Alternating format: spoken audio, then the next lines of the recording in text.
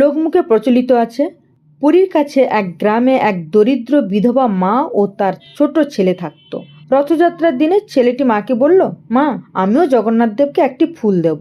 কিন্তু তাদের ঘরে কোনো টাকা ছিল না, ফুল কেনার সামর্থ্যও ছিল না। মা বললেন, বাবা, আমার কাছে তো কিছুই নেই, তুমি মন থেকে প্রণাম করো, সেটাই ভগবানের কাছে সবচেয়ে বড় উপহার। কিন্তু ছেলেটি বনের ধারে গিয়ে একটি ছোট বুনো ফুল তুলে আনলো।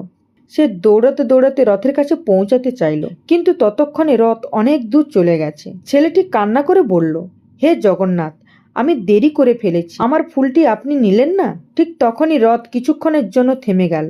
ভিড়ের মধ্যে একজন সেবায়েত শিশুটিকে দেখে তাকে সামনে নিয়ে এলেন। শিশুটি কাঁদতে কাঁদতে সেই ছোট বুনো ফুলটি ভগবানের চরণে নিবেদন করল। এরপর আবার রথ চলতে শুরু করলো। জগন্নাথ দেব ধনী সোনার মালা আর গরিবের বুনো ফুল দুটোকেই সমান ভালোবাসেন, যদি তা ভক্তি দিয়ে দেওয়া যায়।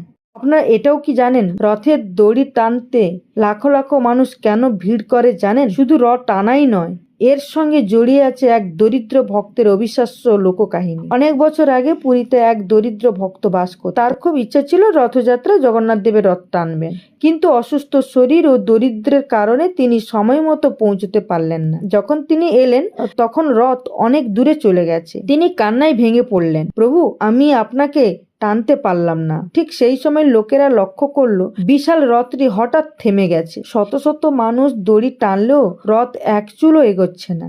কেউ একজন বললেন, সেই দরিদ্র ভক্তকে নিয়ে আসো। ভক্তটি কাঁদতে কাঁদতে এসে দুই হাতে দড়ি স্পর্শ করতেই রথ আবার চলতে শুরু করলো। সবাই বুঝলো শক্তিতে নয়, আন্তরিক ভক্তিতে জগন্নাথ দেব সন্তুষ্ট হন। এই থেকে লোকমুখে প্রচলিত বিশ্বাস, রথের দড়ি টানার সৌভাগ্য যার হয় সে ঈশ্বরের বিশেষ কৃপা লাভ করে। পুরীতে এক দরিদ্র কাঠুরে বাস করতেন। তিনি এতই গরিব ছিলেন যে প্রতি বছর রথযাত্রায় ভগবানকে কোনো উপহার দিতে পারতেন না। তবু তিনি মন থেকে বলতেন, হে জগন্নাথ, আমার দেওয়ার মতো কিছুই নেই, শুধু আমার ভক্তিটুকু গ্রহণ করুন। এক বছর রথযাত্রার দিনে তিনি কাজ থেকে ফিরতে দেরি করলেন। যখন বড় দণ্ডে পৌঁছালেন তখন দেখলেন রথ অনেক দূর চলে গেছে। তিনি কান্নায় ভেঙে পড়ে দূর থেকেই দুহাত জোড়ো করে বলতে লাগলেন, প্রভু, আমি আপনাকে একবারও দেখতে পেলাম না। ঠিক তখনই জগন্নাথ দেবের রথ হঠাৎ থেমে গেল। বহু লোক মিলে টানলেও রথ আর এগোলো না। ভিড়ের মধ্যে একজন সাধু বললেন, দেখো, মনে হচ্ছে প্রভু এখনো তার কোনো এক ভক্তের অপেক্ষায় আছেন। সেই সময় লোকেরা সেই দরিদ্র কাঠুরিকে সামনে নিয়ে এলেন। তিনি কাঁদতে কাঁদতে রথের দড়িতে হাত রাখলেন এবং ভগবানের নাম নিলেন। সঙ্গে সঙ্গেই রথ আবার চলতে শুরু করলো। সবাই বুঝতে পারল জগন্নাথ দেবের কাছে ধন সম্পদের মূল্য নয়, আন্তরিক ভক্তির মূল্যই সর্বোচ্চ।